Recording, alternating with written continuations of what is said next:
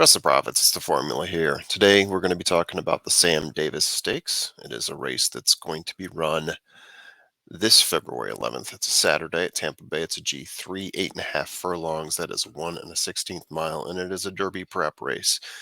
We've got a ton of horses in this field, 12 horses. I think we're going to be going through about 11 of them today and giving you our strategy, our meaning my strategy. And we do have odds too, so we'll give those to you at the end. So let's start at the top here. WNL, 3 races, 2 wins lifetime. Last time out, won the Remsen. First place at the Remsen by half a length. That's a 9 furlong race over Arctic Arrogance. Stalked Arctic Arrogance and passed on the straightaway. Impressive outing for WNL. Previous to that, broke his maiden at Aqueduct, 2.5 lengths for a mile in a 95K race.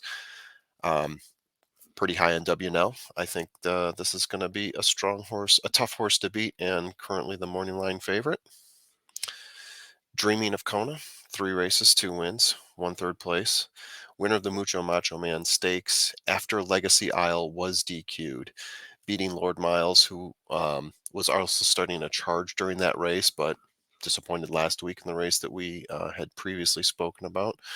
Third place before that at their inaugural stakes, a 6 furlong race at Tampa. Dreaming of KONA.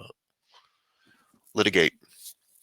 So this is probably the horse with the biggest trainer, I guess you could say, in the race. And we've got 1 or 2 horses from Saffie Joseph Jr., but Todd Pletcher bringing a horse here who just broke his maiden at Aqueduct, going 6 furlongs.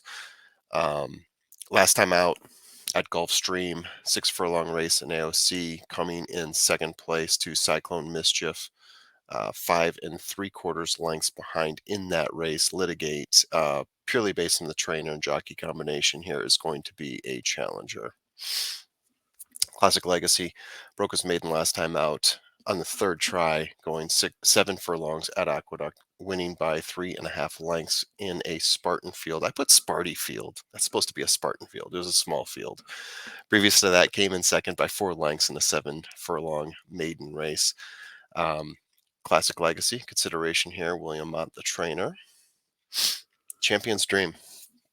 Already raced in 2 graded stakes races, the Nashua and the Champagne. Winner at the Nashua, 1 mile race, 3/4 of lengths back, in front of Full Moon Madness and 3 other horses. Again, a pretty Spartan field there. Not a whole lot of competition at that G3.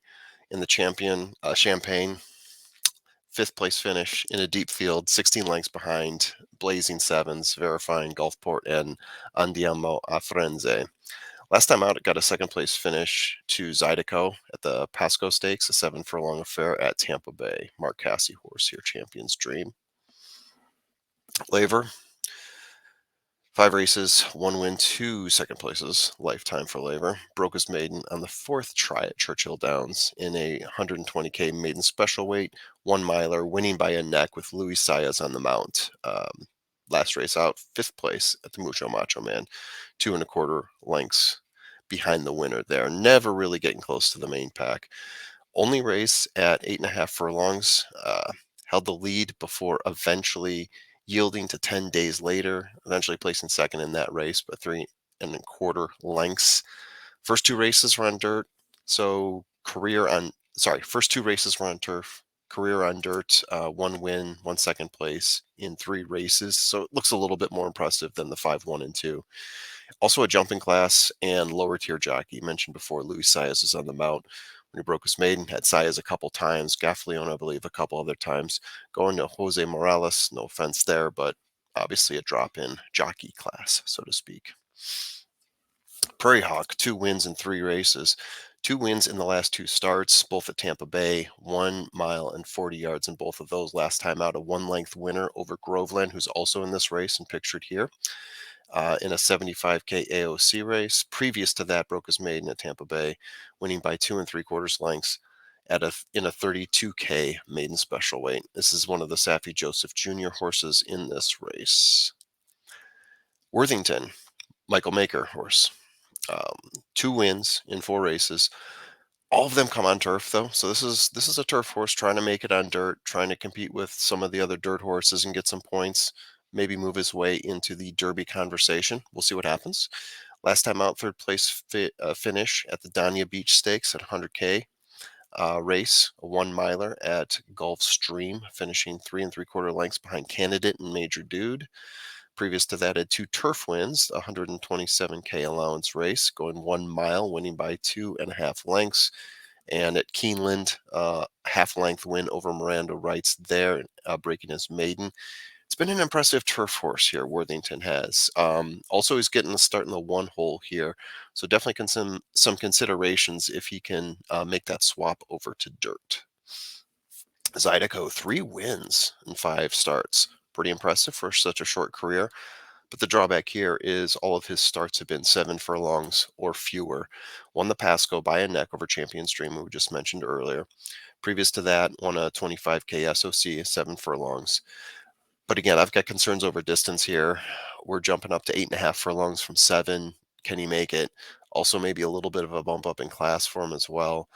So I got a few concerns over ZYDECEAUX, despite the fairly impressive record. Classic Car Wash. 2 wins in 3 starts. Last 2 races, 2 wins. 54K allowance race, going 1 mile and 70 yards, winning by 2.5 lengths on Tapita. Broke his maiden, 7 furlongs, winning by 8.5 lengths. Pretty impressive horse here. Looked great. Only concern is possibly class, possibly distance. Had a good race on Tapita. I think the only reason this horse would get edged out here is because I like a few other horses better, and it's a fairly deep field. Mark Casse horse here. Groveland, who you see here in the second position. Last time out, finished second to Prairie Hawk, the race I'm showing you right here. By 1 length at Tampa Bay. Previous to that, won a similar race, same distance, but a drop in class, winning by a neck. Great horse, but I think if we're going to talk about top 3, top 4, Groveland does get edged out here, even more so than Classic Car Wash, as I just showed you earlier. Well, we're down to the strategy already. I think I lied to you. I think there's only one Saffy horse in here, not 2. But regardless of that, my top horse today is WNL. All my formulas are pointing in the direction of WNL, even though it is the chalk favorite. I do put some value play on Worthington, though. As a turf horse, I like the way he's performed. He's getting 20-1. He's starting in the one hole. He's going to have the shortest distance to get to the finish line. I think there's something to be said for that. If he seems to favor that dirt, I think you can get an extreme value here. But on top of that, WNL with Litigate, 5-1, Worthington, 20-1, and Prairie Hawk, 6-1. I think that would make up a pretty strong key box there, putting WNL as the key. Classic Car Wash, I think that's probably about my 5th horse right there. I'd really like to plug him in, but as I said before, this is a deep race and it's going to be tough to make cuts. But those are my cuts right there. WNL, Litigate, Worthington, Prairie Hawk, 1, 2, 3, 4. All right, that's what I have to say. Please hit the subscribe button. Please check out our other videos and click the join button if you want to check out how to get into our tip sheets.